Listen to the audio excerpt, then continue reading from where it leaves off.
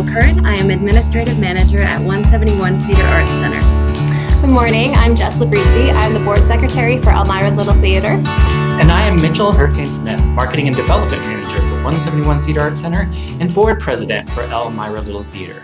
Welcome to the second installment of VirtYule, an online series of stories and songs to celebrate the season. We have a great show for you today. We're so excited that 171 and ELT are once again able to partner to provide our community with a little bit of respite and joy this holiday season. So true. Not only do we get to spread cheer to a larger audience, but we also get to celebrate what makes this community so special: unity. Yes, because when we unite rather than fight with our neighbors, anything is possible. Whether we're fighting against the stresses of everyday life or dealing with a global pandemic, it's important to remember that anything is possible when we put our differences aside and work together. And isn't that what season is all about? I hope you enjoy today's show. I'm excited for this week's musical act. These two were last seen on stage together in Lake Country Players' Legally Blonde. Kelsey Jonnson and Alex Gill have produced an amazing mashup of We Three Kings and God Rest You Merry Gentlemen. And I want to thank Brooke Yorio for providing this week's testimonial for 171. Now, without any further ado, ELT Board Vice President and my friend Alex Dell with his rendition of The Elves and the Shoemaker. Hello, and welcome to another segment of Elmira Little Theater's VirtYule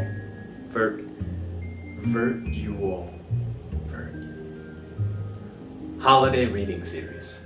My name is Alex Dell, and I'm the Vice President of Elmira Little Theater. I've been involved at the theater for about 3 years, and have performed both on the stage and helped out behind the scenes. Now, today, I'd like to read you the story of The Elves and the Shoemaker.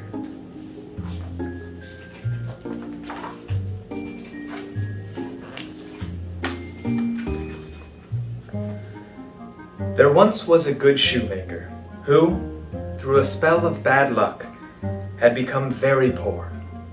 Finally, he had just enough leather to make one last pair of shoes. "Still, it is a fine piece of leather," said his wife, "as soft as butter, yet as strong as your hands." "Tonight, dear wife, I will cut the leather," said the shoemaker, "and first thing in the morning, I will sew the shoes." The next morning, when the couple went into the workshop, they were flabbergasted by what they found. There on the work table stood 2 shoes, perfectly finished, not a stitch out of place. But who? How? Sputtered the shoemaker. His wife could only stare. Just then, a dandy gentleman came into the shop. "What magnificent shoes! Please, I must try them on," he said. The shoes fit perfectly. It was as if they had been made just for him. He was so pleased that he paid double the price. Now the shoemaker had enough money to buy leather for 2 more pairs of shoes. Again that evening, the shoemaker cut out the leather for the shoes and went to bed. And once again, in the morning, there were the shoes, finished. Buyers were not lacking for these either, and, as before, they were so pleased they paid double the price. Now the shoemaker had enough money to buy leather for 4 more pairs of shoes. The next morning, just as before, there the shoes were already made. On and on it went. Whatever the shoemaker cut out in the evening was finished by morning. Soon the news of these splendid shoes spread throughout the town, and the shoemaker and his wife were no longer poor. One evening, not long before Christmas, as the shoemaker cut the leather for shoes, his wife spoke. "Dear husband, who has made us so rich? What if we were to stay up tonight and see who comes to our shop?" The shoemaker agreed. So that night, they lit a small lamp in the hall, hid behind their coats, and waited. As the clock struck midnight, they heard the creak of a window and the scuttle of small feet. Peeking out from behind the coats, they saw two tiny children sneak into the workshop. They were poorly shod, and they wore only raggedy sacks for warmth. "Elves," the shoemaker's wife whispered.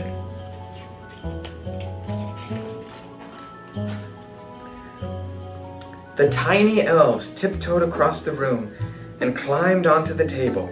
Then, humming and whistling, they began to stitch and saw and hammer so quickly with their little fingers that the shoemaker and his wife could not believe their eyes.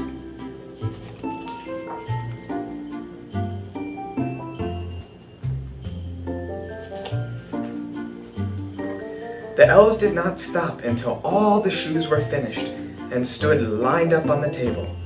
Sturdy riding boots, delicate slippers, feather-light dancing shoes, and heavy clogs for work. Then the elves tiptoed out of the workshop, up the stairs, and out the window. The next morning, the wife said, "The little elves have made us rich. We must give them something in return. They run around with so little on they must be freezing. I will make a warm dress, coat and pants, and knit them each a pair of stockings. And I shall be happy to make them each a pair of shoes," said the shoemaker. They went right to work, and that evening they laid the presents on the work table. Then, like before, they hid behind the coats and waited. At midnight, the elves quietly slipped into the shop, ready for another night's work. But instead of pieces of leather, they found the beautiful presents. At first, they were too astonished to move. Then they hugged their new warm clothes and quickly put them on. When they were dressed, they leaped and bounced around the room, singing, "Now we're elves so fine to see, no longer cobblers we will be." They jumped over the chairs, raced around the shop, and finally ran out the door. The click and clack of their new shoes echoed through the streets.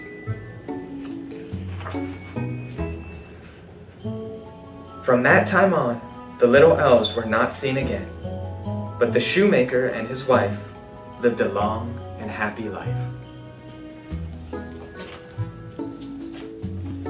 Thank you for joining me for the reading of this book, and I hope you have a happy holiday season with your family and your loved ones.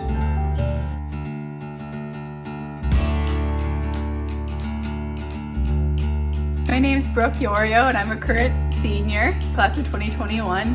I have been coming to 171 since I was a toddler. Right now, I've been taking ballet since 3rd grade. That's what I'm taking currently. In elementary school and middle school, I took jazz, tap, and hip hop. Some of my favorite memories at 171 have to be from the story ballets, but most especially the thing that's brought me the most joy has been making this senior production video. It's been great seeing all my friends come together. All our years of dance and being compiled into one video that we can look back on. All of our strengths have been highlighted in this and all of our beauty. And it's really been a rewarding experience. Thank you 171 for everything. Thank you Miss Patty. And thank you for everyone else, all the story ballet moms who have helped, Mrs. Allen, Mrs. Capper, and Mrs. Landry. Thank you so much.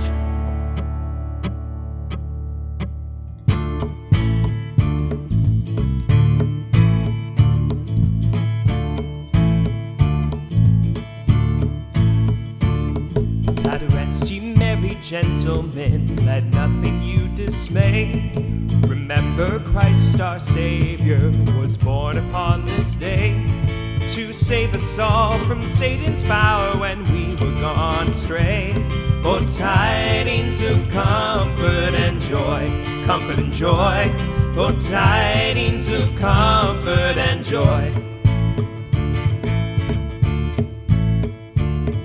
From God our heavenly Father, this blessed angel came, and unto certain shepherds brought tidings of the same, how that in Bethlehem was born the Son of God by name.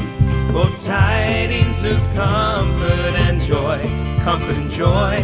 Oh, tidings of comfort and joy.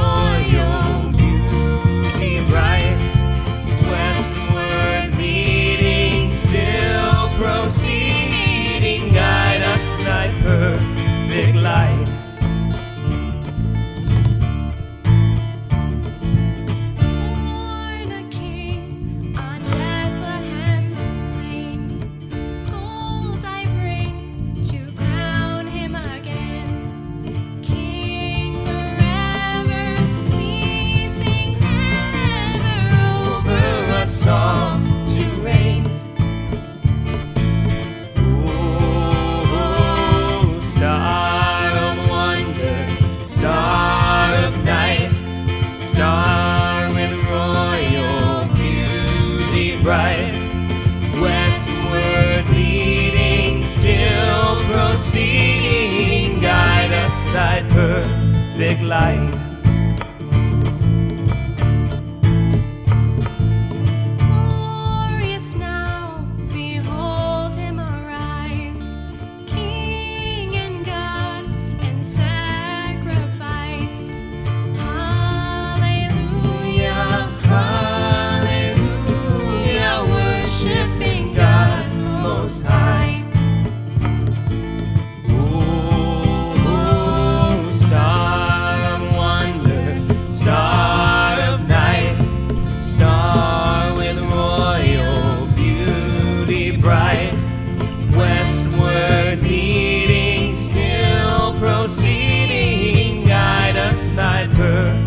Light. Gotta rest, ye merry gentlemen, let nothing you dismay. Gotta rest, ye merry gentlemen, let nothing you dismay. Gotta rest, ye merry gentlemen, gotta rest, ye merry dismay. Gotta rest, ye merry gentlemen, gotta rest, ye merry dismay.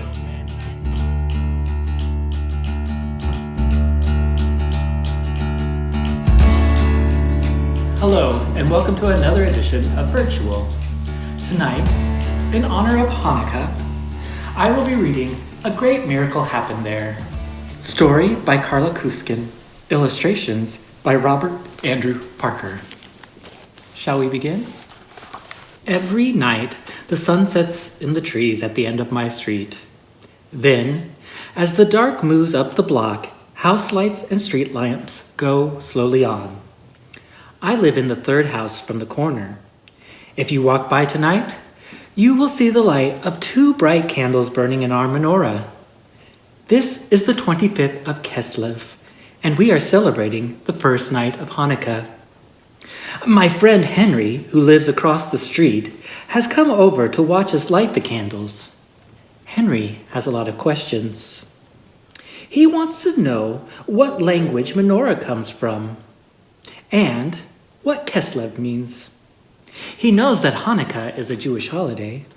Begin with those words, Hanukkah, menorah, and Kislev. These are Hebrew words. Hebrew is a language that Jews all over the world have spoken for thousands of years. The Old Testament was written in Hebrew. There's even a Hebrew calendar. Kislev is one of the winter months. It comes about the same time as December. Henry admires our menorah. It is a special candelabra, a candle holder with 9 spots for candles. It is used only at Hanukkah. My mother and I have polished the brass until it is the color of the setting sun. Your Hanukkah candles and my Christmas lights will shine across the street from each other, Henry says. My mother and I carry the menorah into the living room. My great-grandmother brought the menorah with her when she came to this country to live. Now, I hold the match while my mother holds my hand, and we light the middle candle together. This candle is called the shamash, which means servant in Hebrew. The shamash is used to light the other candles. Well, that is how it serves them. Tonight, we light just 1 candle with the shamash. Hanukkah lasts for 8 days. Every night we will light 1 more candle until, on the 8th night, the whole menorah is ablaze. When the flame jumps from one candle wick to the next and rises up in a graceful burning arc, my mother begins to recite the prayers, and I recite them with her. There are 3.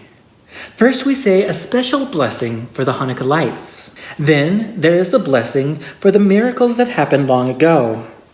And then we say the blessing that is said on the first night of every Jewish holiday. It is called Shashihana. My father comes in, and he and Henry join in on the amens. I can see the 2 candle flames reflected in my mother's eyes. She has a thoughtful look. We are all quietly waiting. Then she says, a holiday usually celebrates something that happened long ago. And she begins to tell this story.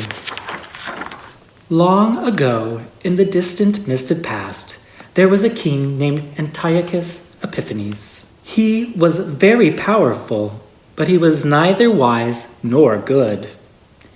Antiochus ruled many lands, and one of those was the land of Israel. Jerusalem was a city in Israel then as it is today, and the events that we celebrate at Hanukkah took place in that long ago Jerusalem and the rough countryside around it. Because the king ruled over many different lands, he ruled many different peoples. They dressed in different ways, spoke different languages, and followed different customs. When they prayed to different gods. But the king did not care about the different ways and wishes of his people. He followed Greek ways. So he made laws that said everyone he ruled must wear Greek dress, follow Greek customs, and pray in Greek temples to Greek gods. Do as I say or die, Antiochus said. The troops of Antiochus marched into the beautiful temple the Jews had built in Jerusalem. They destroyed the holy scrolls and books and took the temple's treasure. They even scraped gold from the temple walls. Then they made a Greek temple of the place. Pray as I pray, said Antiochus, or die. Many people were very frightened, so they obeyed the new laws. But there were some who were willing to fight and die for their beliefs. Not far from Jerusalem, in the city of Modin, there was a Jewish priest named Mattathias. He refused to follow the king's laws. When soldiers were sent to force the people to obey, Mattathias was so angry that he killed a Jewish man who did obey the soldiers, and then he killed a soldier. At this point, my mother stops talking. She looks very unhappy. And then she says, even though Mattathias was angry at the terrible laws, he was wrong to kill people. Killing does not change the laws. It just brings on more killing. Absolutely, my father said quietly, and Henry and I nodded. My mother continues with the story.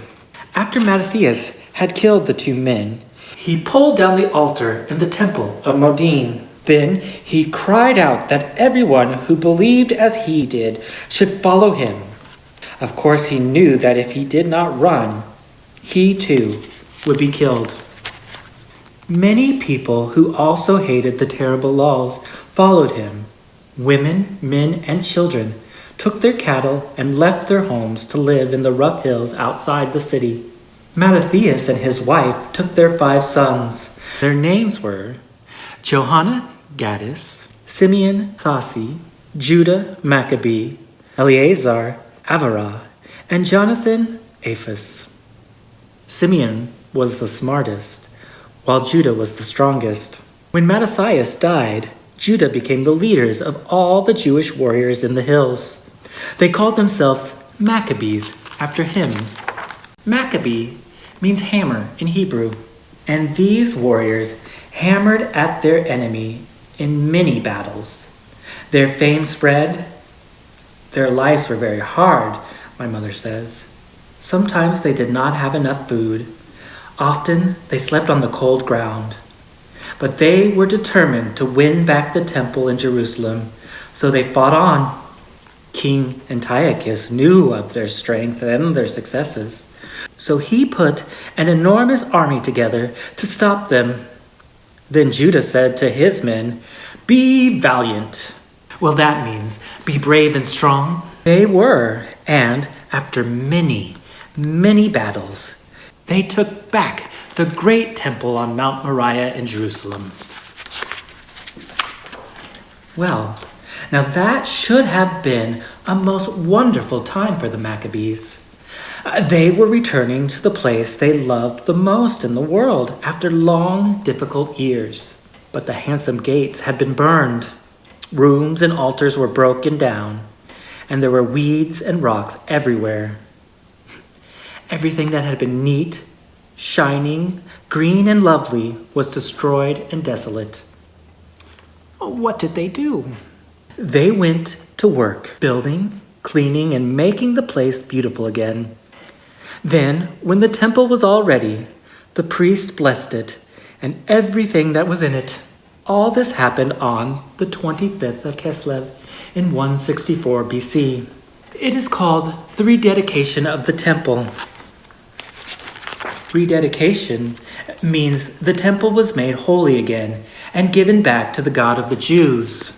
Then those who were there lit the menorah and gave thanks and prayed. And now, more than 2,000 years later, we still light the Hanukkah candles and pray in the same way. There is also a story that when the soldiers entered the temple court, they found 8 tall spears lying on the ground where they had been hurled. They took the spears and drove them standing straight up into the earth. Then they lit a flame at the top of each one, making the spears look like a candelabra, like the menorah. As long as the Jewish people can remember, it has been very important to always have a flame burning in the temple. This is called the eternal flame. Eternal means lasting forever. In those long ago days, the menorah had 7 wicks dipped in oil. But when the Maccabees looked for oil to relight the flame, they found that there was only a tiny bit they could use. Most of it had been spoiled by Antiochus's soldiers. There was only enough good oil left to last for a single day, so the Maccabees were very worried. They were sure the flame would go out, because they knew it would take them at least a week to get new oil. But amazingly, that tiny bit of oil lasted for 8 days, and the flame kept burning. On the 8th day, the good new oil was brought to the temple, and that is why the menorah has places for 8 candles and the shamash. It is why we light a candle every night for 8 nights, beginning on the 25th of Kislev, the day of rededication. As my mother stops speaking, a few flakes of snow brush the window. We are all very quiet, thinking about the story. Then our dog barks. And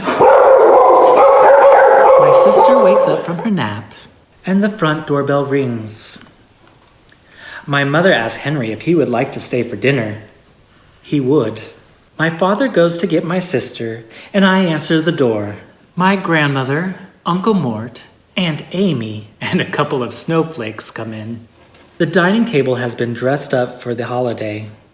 The tablecloth and napkins are even whiter than white usually is, and the glasses sparkle with the light of candles. Henry and I walk around, looking at our faces reflecting in the spoons and knives. Next to each plate, there is a dreidel and a small package. "Those are just little things," my grandmother says. "When I was a girl, people didn't give Hanukkah presents at all." Henry and I shake the packages to see if we can tell what's inside them. Henry has never seen a dreidel before. Grandma spins hers, and Henry says, "Well, it looks like a top with something written on the sides." "Exactly," says Grandma. She shows us that the writing is 4 Hebrew letters, one on each side of the dreidel, and they stand for 4 words. In English, those words mean, "A great miracle happened there." Henry wants to know where there is. "The land of Israel," says Aunt Amy. "And who knows what the miracle was?" asks my father. Henry and I smile at each other. We do. He is the guest, so I let him say, "It was that the oil lasted for 8 nights." We discuss miracles. Henry and I are pretty sure we believe in them. So does Aunt Amy.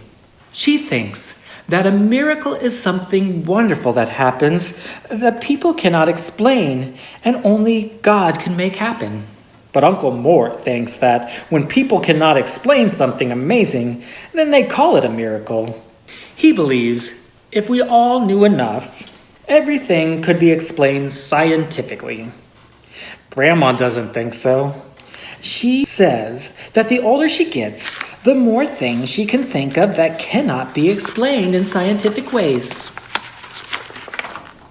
Then, Mother brings in the roast chicken. I like her idea. She says it seems like a miracle to her that tonight we are celebrating something that happened over 2,000 years ago and still has great meaning for us. My Uncle Mort nods. Maybe. It is that combination of past history and present meaning that makes a holiday, he says. Dinner is delicious. There are potato pancakes called latkes that have been fried in oil to remind us of the special oil. Mother has made donuts for dessert for the same reason. Please pass another one of those miraculous donuts, my father says. They are so light, they probably could fly. Before he takes a bite of his second or third, he wishes everyone a Hag Sameach. I start to tell Henry that those words mean happy holiday in Hebrew, but he has figured that out already and wishes me the same. The snow is falling faster against the window now. The dog is asleep under my father's chair. Every night in this coming week, we will recall the Maccabees and the rededication of the temple. Every night in this coming week, we will add one more candle to the menorah and light the lights again. Every night, as we watch the tallow melt and the small flames die down, we will sit remembering and wondering. Then, we will talk about miracles some more. Do you believe in miracles? Thank you for tuning in to this week's episode of VirtYule, a collaborative celebration of the season between 171 and ELT. Whether you are counting down to Christmas, Hanukkah, Kwanzaa, or any of the other numerous winter celebrations, 171 Cedar Arts and Elmira Little Theater wish you a happy and safe holiday. if you enjoyed today's show, please share with friends, click like, and subscribe.